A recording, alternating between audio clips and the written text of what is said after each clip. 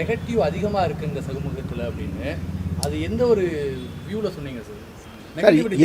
எது உண்மை எது பொய் அப்படின்னு கண்டுபிடிக்க முடியாத அளவுக்கு இருக்குது. நேற்றைக்கு நான் இந்த 10 ஆண்டு காலமாக நான் அரசியலோடு பயணிக்கும் பொழுது, பொதுவெளியில் அரசியல் பேசும் பொழுது, பயணிக்கும் பொழுது எனக்கு எதிரான கருத்துக்களை துண்டு துண்டாக வெட்டி போடுற பழக்கம் பாஜக ஆதரவாளர்கள்ட்ட இருந்தது.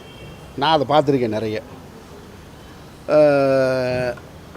ஒன்றுக்கொன்று தொடர்பு இல்லாததாக இருக்கும். ஒன்றுக்கொன்று தொடர்பு இல்லாத காணொலிகளை போட்டுக்கிட்டே இருந்தாங்க. அப்போ முதல்ல ஆரம்பத்தில் நான் ரொம்ப அதுக்கு ரியாக்ட் பண்ணேன். அப்புறமா சரி, இதுக்கு நம்ம பேசாத கருத்துக்கு நம்ம எப்படி பொறுப்பாக முடியும்னு கடந்து போயிட்டேன்.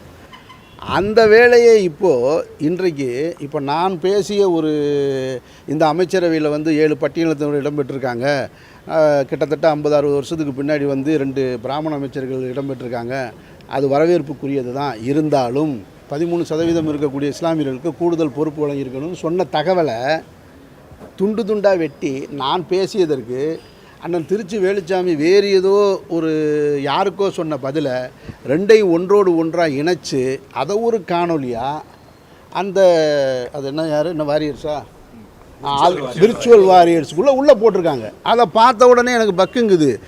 நான் பேசின கண்டென்ட்டும் அது கிடையாது, திருச்சி வேலுச்சாமி சொன்ன பதில் எனக்கும் கிடையாது, அவர் வேறு யாருக்கோ சொன்னது. 2ஐயும் சேர்த்து போட்டு கீழே முதல்வருடைய படத்தை போட்டு விட்டாங்க. அப்படின்னா எது உண்மை எது பொய் மக்கள் எப்படி கண்டுபிடிப்பாங்க?